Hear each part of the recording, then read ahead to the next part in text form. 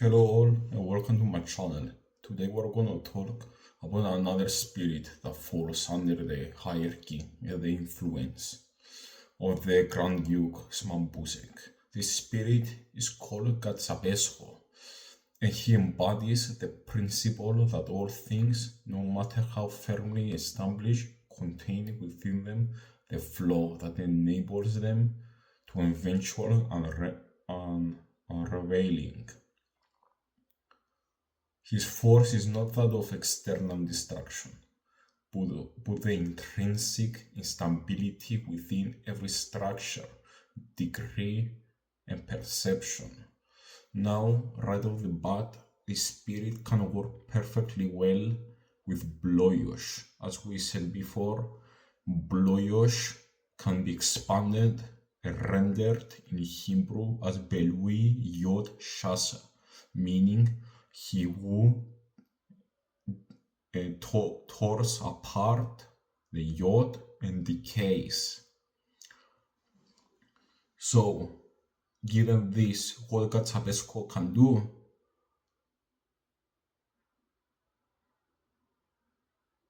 he's the force of intrinsic instability within every structure. So we can say yod is the atom, and bloyosh destroys the structure. This is exactly what Katzapeskho can do. So in this manner, they are very, very similar. But Katzapeskho, as we will see later, is a much more spirit of time and passage. Presence is neither of chaos or deception, but the force of unveiling inevitability, a silent dissolution that operates beneath perception itself. Systems, laws, perceptions do not collapse by force under his influence. They simply cease to hold together as they once did. So once again, destroying the yod, decaying and tearing it apart. What was once seen as an unbreakable, it is revealed to have always contained the flaw that enables its undoing. So think about it as a cone again.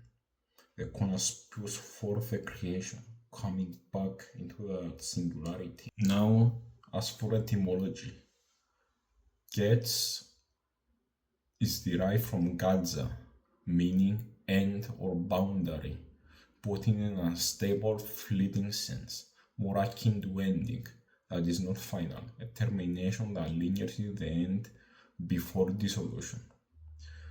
He may also be related to the word Gedzef, also relating it to froth or agitation, symbolizing the restless force that erodes certainty. The second component of his name, which is Pes, is derived from Pesach, meaning passage or leaping over, indicating a hidden doorway within every system, a point of exit, an unseen flaw, a gap that is in the supposed continuity of existence.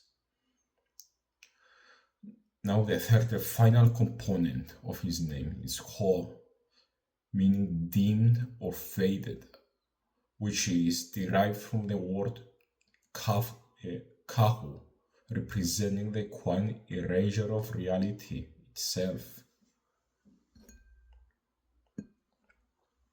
This also bears a resemblance to the word kahash, meaning to diminish, to be proven false, reinforcing his role as the force that ensures things unravel rather than remain whole. Katza suggests that everything has an end, but that end is not fixed. It seems to flicker, to be uncertain, hover between collapse and endurance. Pes implies every boundary contains a moment that can be bypassed, or a set rule ceases to function as expected. So this means that he can been invoked to make breakthroughs in one's life. Suppose that you are frozen in life. You can call upon Katzapeskho to show you the way out of it, and to make and to cause a breakthrough.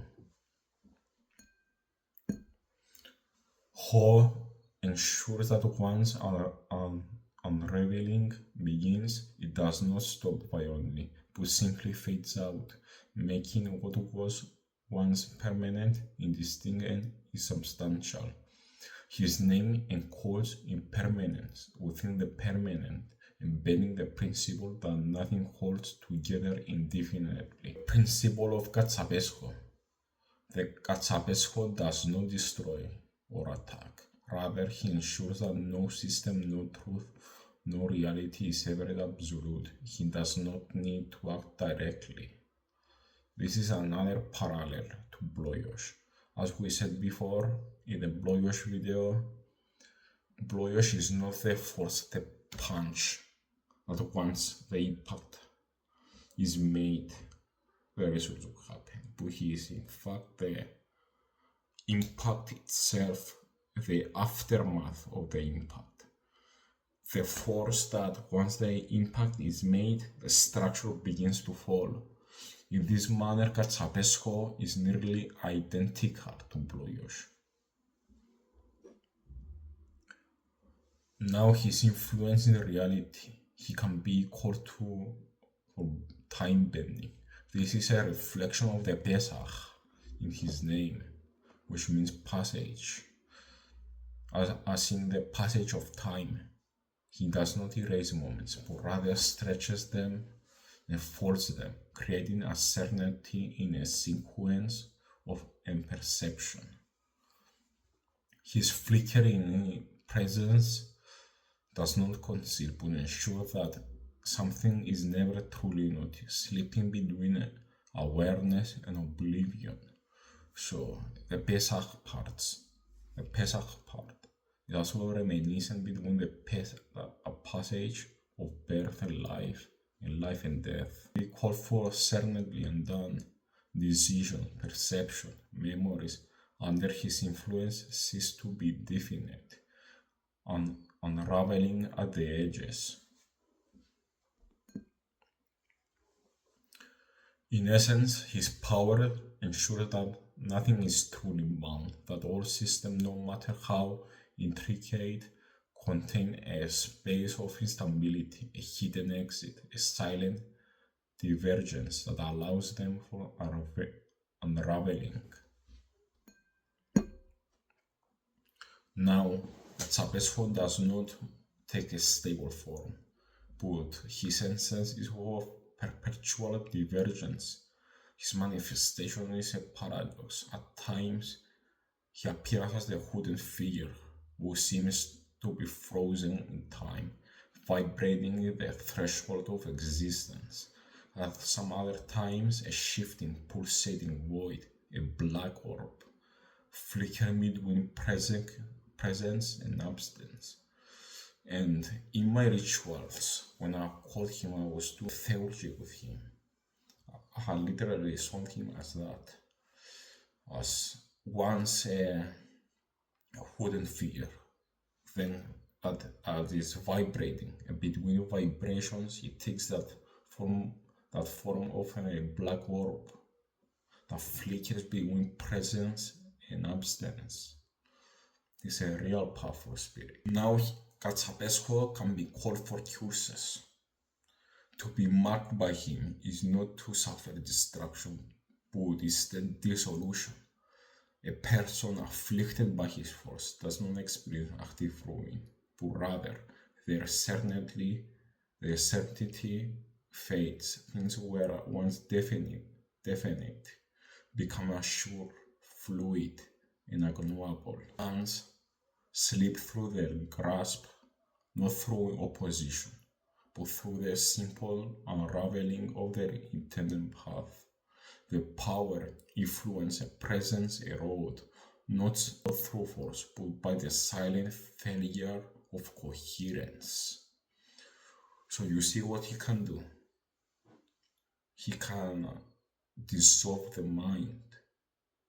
As we said before in the common analogy, that this is the mind, therefore is the ideas.